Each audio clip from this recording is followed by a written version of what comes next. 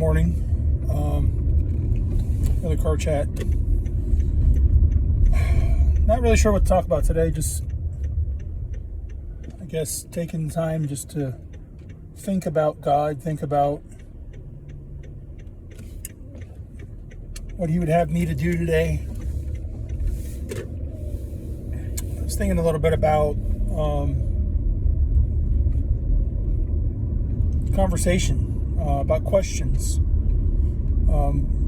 We're Christians, but we still have a lot of questions. We still have a lot of, I don't know about that. I don't know about this. I don't know if I should do this or do that. We got to be careful. There are basically two types of question, at least from a categorical standpoint of what I'm about to say. There's a question of actual desire, like wanting to actually hear an answer, actually know the truth. And then there's the other kind of question, the question of where it's more of a doubtful disputation, where it's just you're trying to catch somebody into, saying something that would be offensive, or you're trying to, turn someone's mind to where they start having questions about their faith. And those kind of questions, the Bible talks about not having, not giving heed to doubtful disputations. It also talks about in Proverbs to correct not a fool. And that's, it's important to be able to have the discernment when you're hearing questions from people. You go on a website like Facebook or any of these social media sites where there's a lot of questions being thrown around. Did Adam have a belly button? Yeah, okay, whatever. Who cares? Who was Adam's, or who did Cain take for a wife?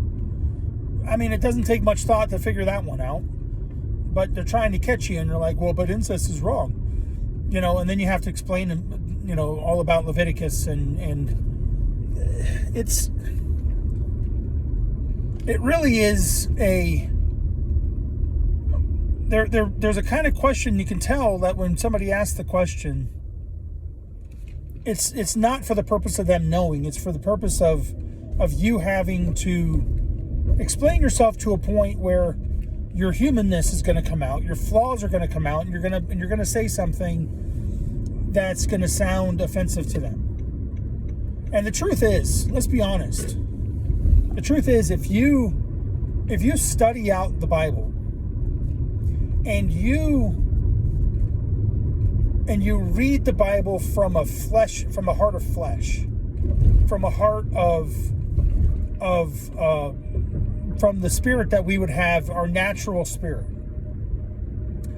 There is plenty in the Bible that we're going to find offensive. I mean, just from the standpoint of what we talk about on this channel, wives, submit unto your own husbands. That is offensive. Wives don't want to hear that. I don't blame them. That is offensive. Well, I mean, what husband deserves a wife to submit? Truth is, none. We don't deserve. That's why God put in there, as unto the Lord. So your submission to your husband should mirror your submission to the Lord. So the question then becomes, it takes the question off the husband and it puts the question on, is God worthy of your submission? Because if God's worthy of your submission, and God's the one that says submit unto your husband, then it's no longer about the husband. It's about God. And I didn't mean to go off on that. I just, the point is, you read the Bible enough, you're going to read stuff that's going to be offensive to you. You're going to look at things from a cultural standpoint and see things from today's culture, and it's gonna be offensive to you. You know, arranged marriage. Most people are offended by that. Like, are you seriously? You think we should be arranging our marriages? We don't do that. I mean, it probably would be better if we did, honestly. But we don't do that. The only arrangement that should happen, or that absolutely is needful to happen in our marriages, is we should not be unequally yoked with unbelievers.